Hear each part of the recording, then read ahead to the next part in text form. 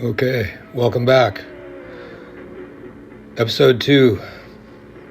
Here we are opening up a box of parts. This is the rear transmission mounting gadget. As you can see, the old one was busted up. These guys, if you ever need any parts, give them a call. They've got pretty much anything you need. I can't believe it's taken me so long to put this together. I've actually had the car back on the road for a few weeks now. It's just me getting the time to edit all this stuff together. Probably a little bit of procrastination.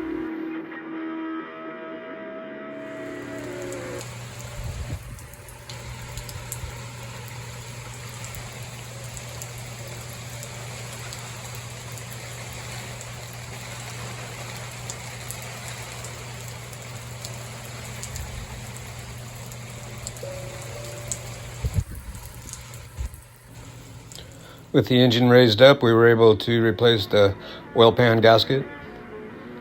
We did a fresh rebuild with some rattle can. This will make it go faster. Here we have the old oil cooler lines and the new ones. The old ones have developed leaks, and so we're replacing them.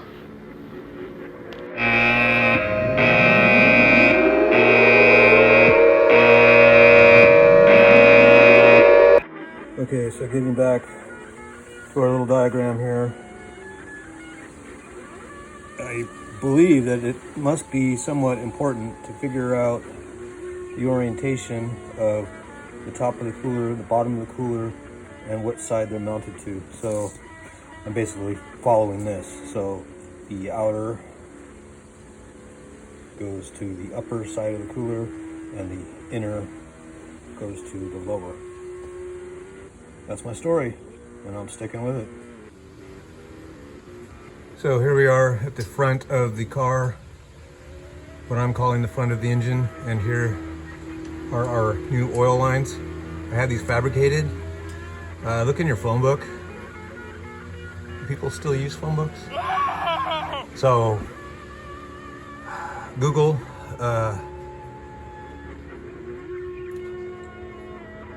industrial hose supply businesses, and they can fabricate these for you. These are high temperature, high PSI.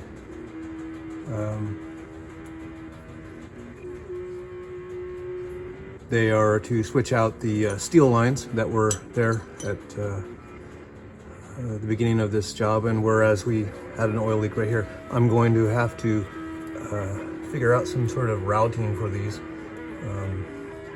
So they are not in arm's way of moving parts. We've got the power steering pulley here and the crankshaft pulley here. And then we've also got low ground clearance. But here we are.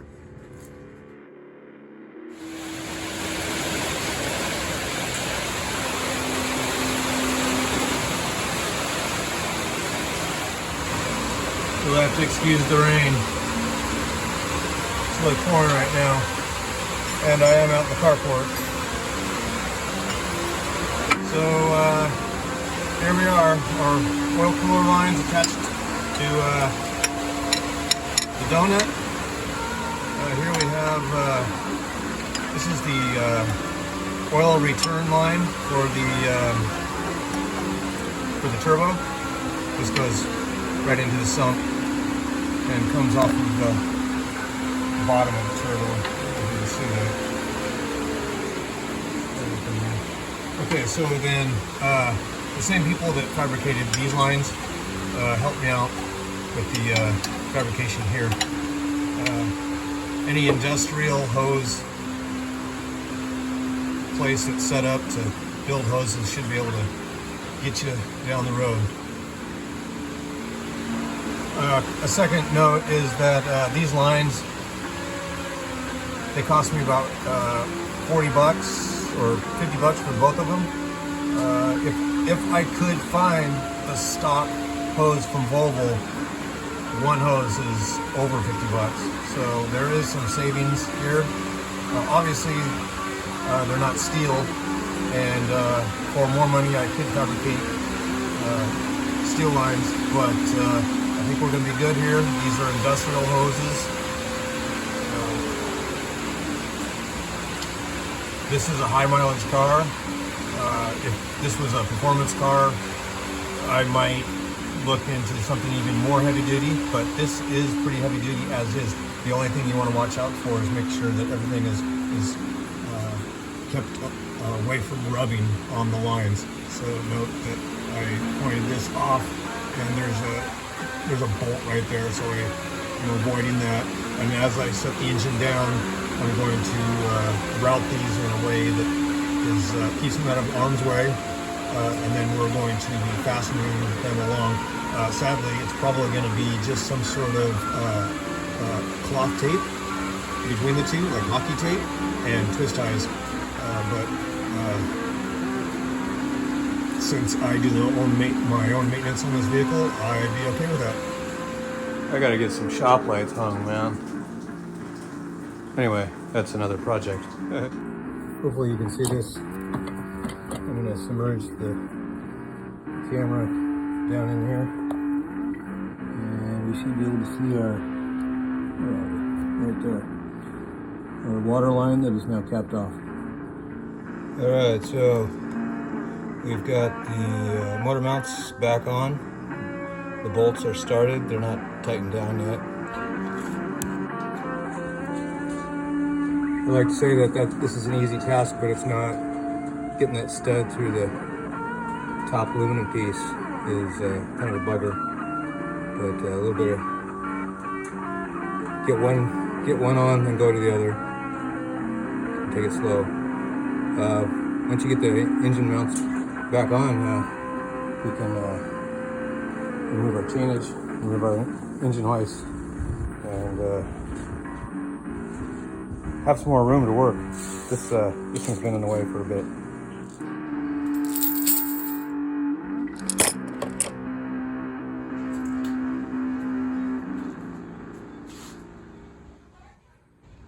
And here we are back under the vehicle, flex plate loosely installed.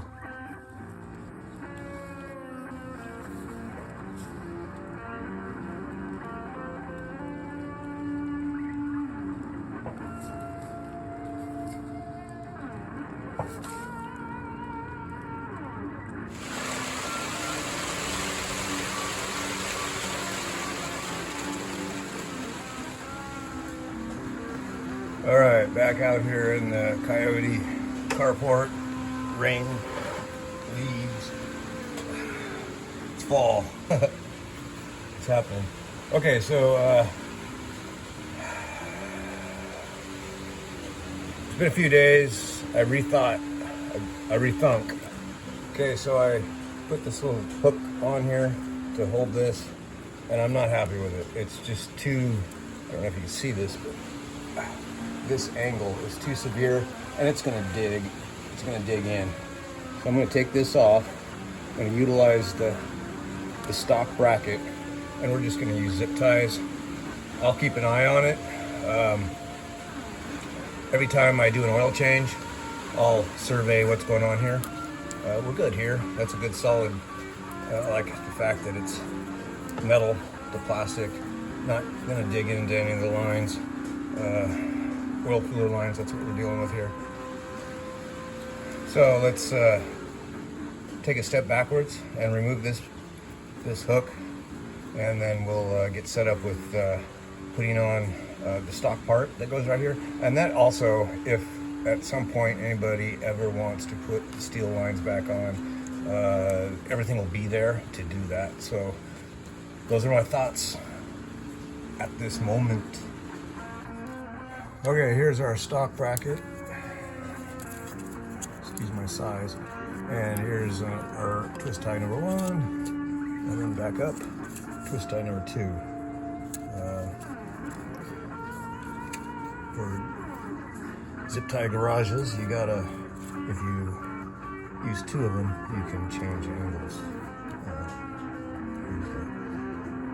Yeah, that. And there's our completed task. Actually has some good movement. This all gets covered with a belly pan. Okay, back under the car, the flex plate, 17mm bolts. I've just got them hand tightened, but I wanted to go over a couple products that I use when I tighten bolts. Hold on here. Edit. Filming on my back. Oh boy. Okay, so this stuff here, form a gasket. It's I think some people call it Indian shellac. I use it on the threads of the bolts to keep them from loosening out, and it cleans up with denatured. So there's that.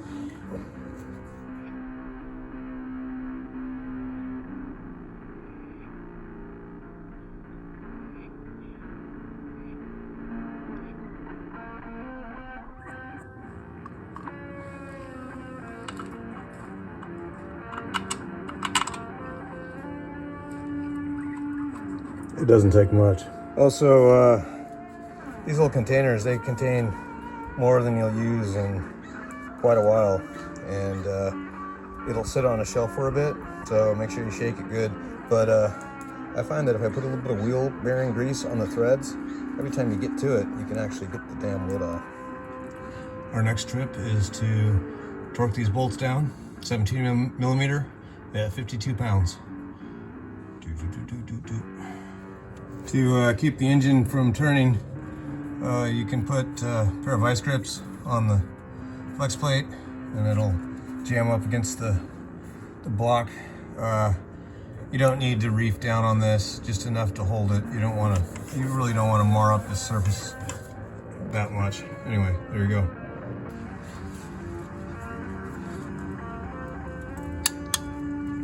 All right, so I've got the transmission back under the car. This jack, what a piece of shit. It's a Harbor Freight. You can see the wheels are starting to collapse.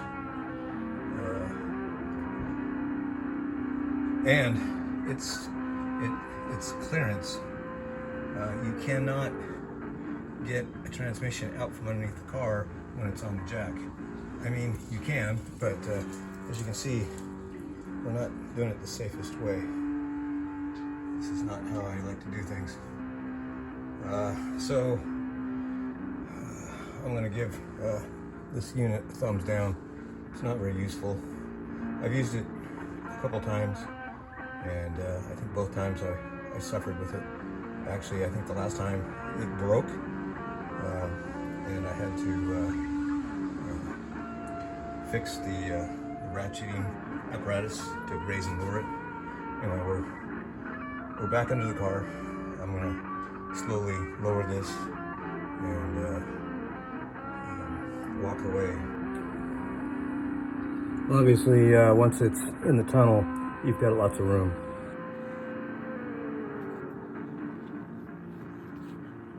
I am going to be taking off the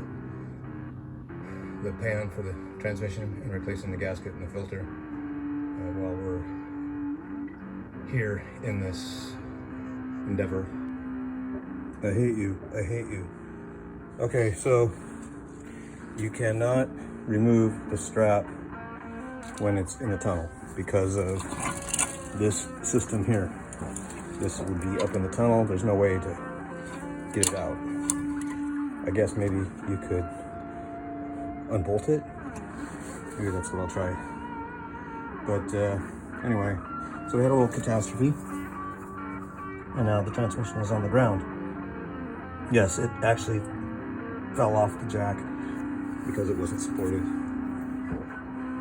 So now I need to rethink things and start over. But anyway, I hate you. I hate you. I hate you.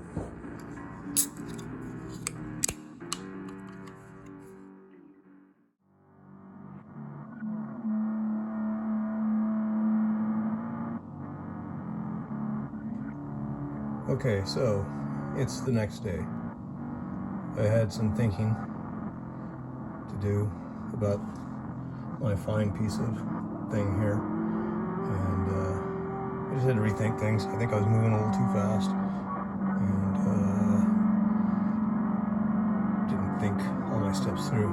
Anyway, our transmission is in. We've got some bolts started. I don't have it totally torqued down, and I still got a couple other bolts to put in and the starter. But first, I need to bolt the flex plate to the torque converter, which torque converter is spinning. It's not bound up. You got to make sure that that's engaged into the oil pump of the transmission, and it should sit back about a ½ inch. Turn it clockwise until it clicks in, if it was ever removed. Anyway, there's that. Okay, so there's no fucking way you're gonna get that ratchet off, but to do this safe, you do need it strapped down. So I'm going to have to remove the bolts to the strap at this point. That's kind of a weird way to do it, but anyway, that's how we're gonna do it.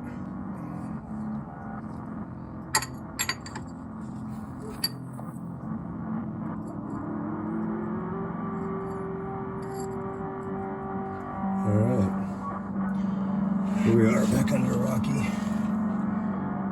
putting on the rear transmission bracket. Let's take a moment and talk about my dislike for this. Obviously, the ergonomics for this task that we were doing, it was not very functional. In angst to get the car back together, I rushed through a few things and ran into a hazard. With a little bit of rethinking, I was able to utilize it. Like mentioned earlier, the strap loops through here, and normally you can undo the strap to the ratchet. Well, in the tunnel, this becomes, you can't get to it. So we had to actually just disconnect these bolts and pull this out so the strap would come clear. That's what we did there. With hope, maybe some others can learn from my frustration and be able to utilize this. It did work. It just, there was a lot of workarounds because it was not engineered to the task. Anyway, that's that. Now that we've got the transmission back in the vehicle, up in the air, we can remove the transmission pan bolts. We're gonna change the filter and the gasket as a routine maintenance for this unit. Okay, with the pan off, we can look at what we had going on for fluid.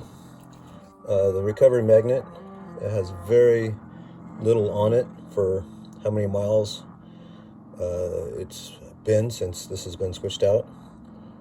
I'm okay with that. But anyway, I'm gonna clean this up for reinstall with a new gasket. Actually, the old gasket was holding pretty good. Looks pretty good, still pliable, not brittle. I think we got in here at the right time. Here's a little hint. Caps for new stuff when you get it, if it's capped off, save these damn things. I've utilized a whole bunch of these to hold in transmission fluid. So it's not leaking everywhere. But I've got a whole bin of these in different sizes. They work out pretty good for capping stuff off.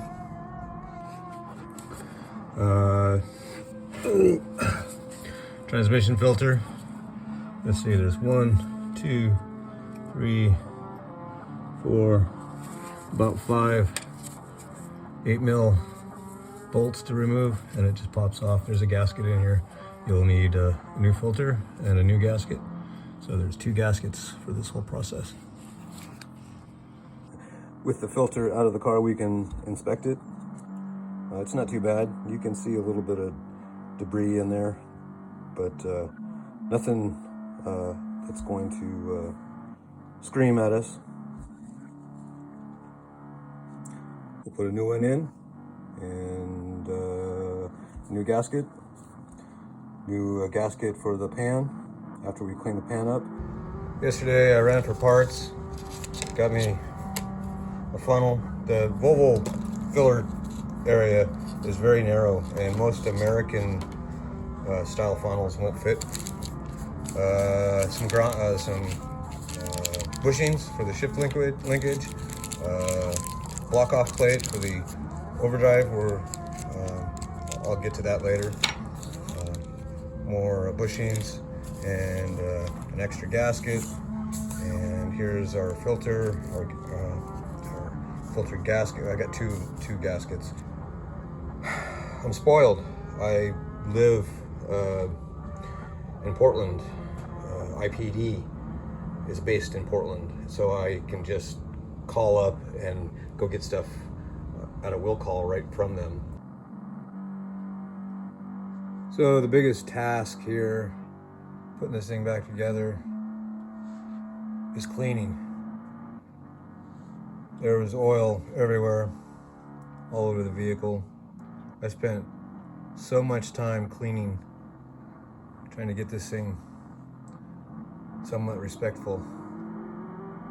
Anyway, starter's ready to go in. Overdrive solenoid. Somebody got creative. I'm not sure what's going on here.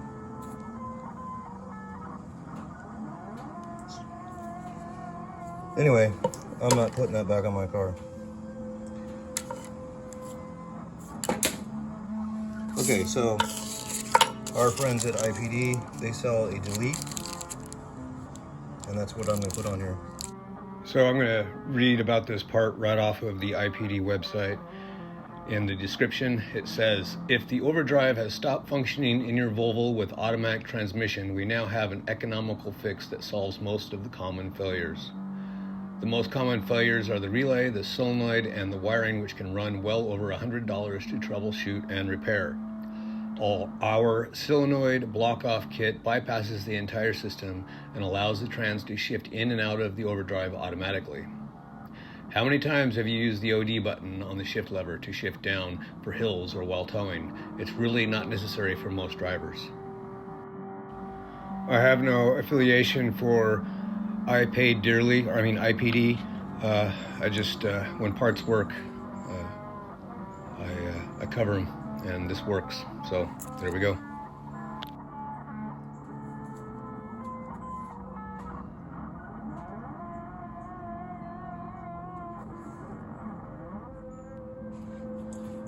All right, so our little block-off plate is right there. That's what the old solenoid used to go. 12 millimeter bolts. A good way to find it is find your label, and there we are. All right, boys and girls, let's recap here. Okay, so our linkage is in.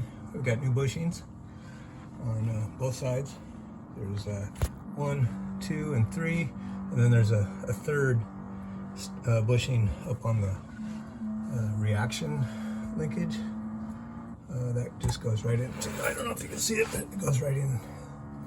Right. I'll put a circle there, but right into the transmission case. Our downpipe is in. Our O2 sensor is installed. Our driveline is installed with the carriage bearing. If your car is lowered, you'll need to shim at this point on the other side. My car is lowered. This helps the geometry of the drivetrain. If you don't do that, you might get some knocking sounds because you're putting the angle of the driveline is too severe. If your car is raised, you would shim it at these points underneath here to bring the driveline down. We are actually, since we're lower, we're taking the driveline up to try and make the driveline think that it's stock. I think that's all underneath the vehicle. We still have to put on our splash pan. I want to clean it and put that on. Fluids are in. Transmission fluid and motor oil.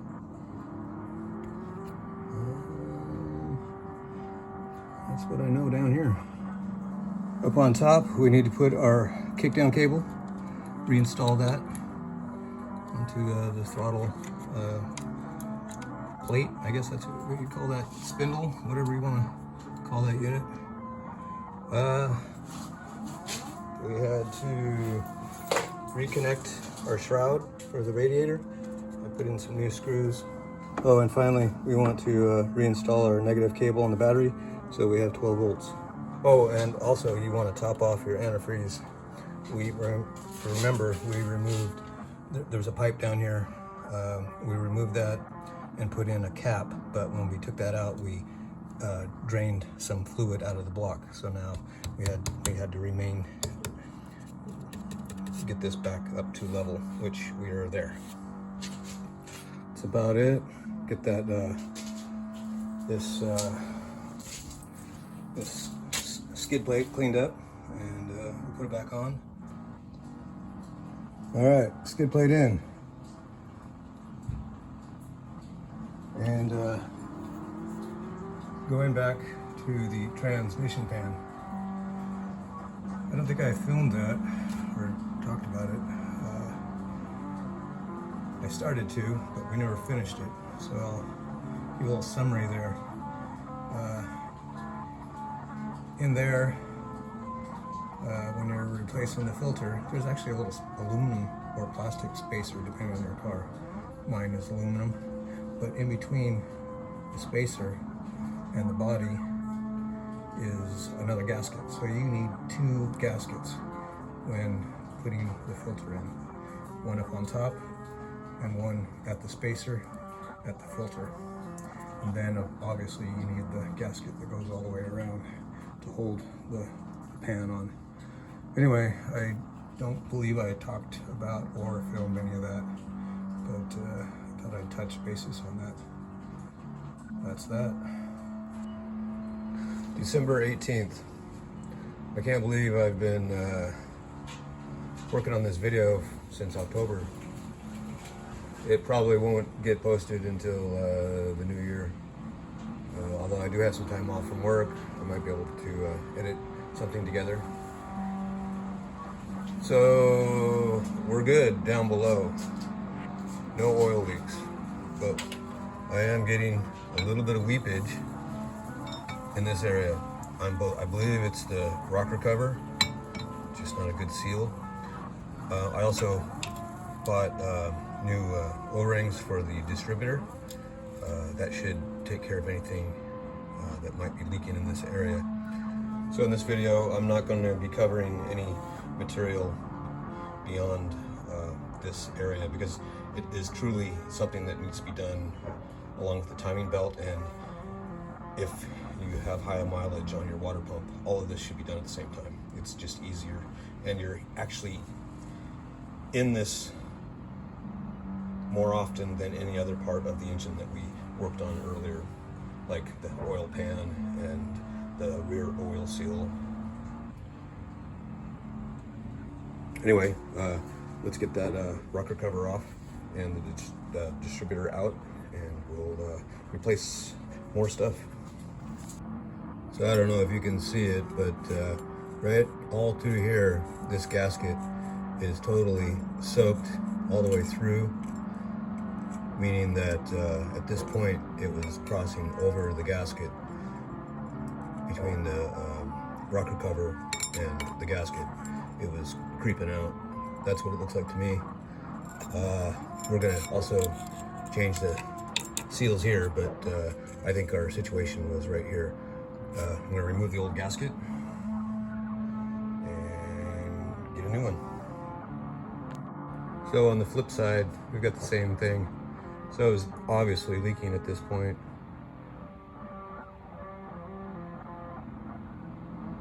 Gasket's in fair shape though. Comparing to the front at the cam gear, it's pretty much dry. On this side, I don't know how well this is picking it up, but you can see where it was goobered through. This is a rebuilt head. It's a stock turbo head. It's got less than 100,000 on it, I believe. It was replaced at a point when the head gasket failed. Took the old one in, had it checked, and it was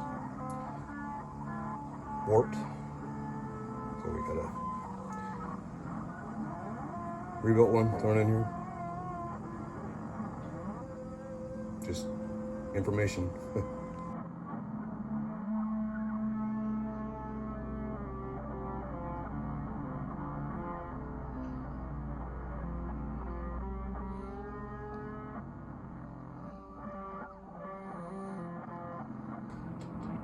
Okay, new cam cover is installed.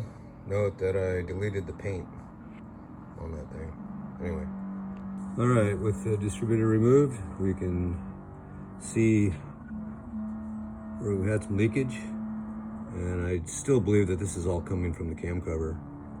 It's butted right up against it, so it was spitting out into the distributor and dropping down.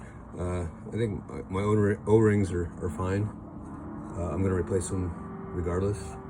This is a newer rebuilt distributor. My old distributor took a dive. And this is a earlier Hall sensor distributor. All right, new seal on the distributor shaft. It goes into the cam there. You don't have to worry about, this will only go in one way. It's keyed, so you can just pop it out, put it back in, just make sure it gets snug up there. And then bolt your 10mm bolts back down. Note that when we marked them, so our timing doesn't change.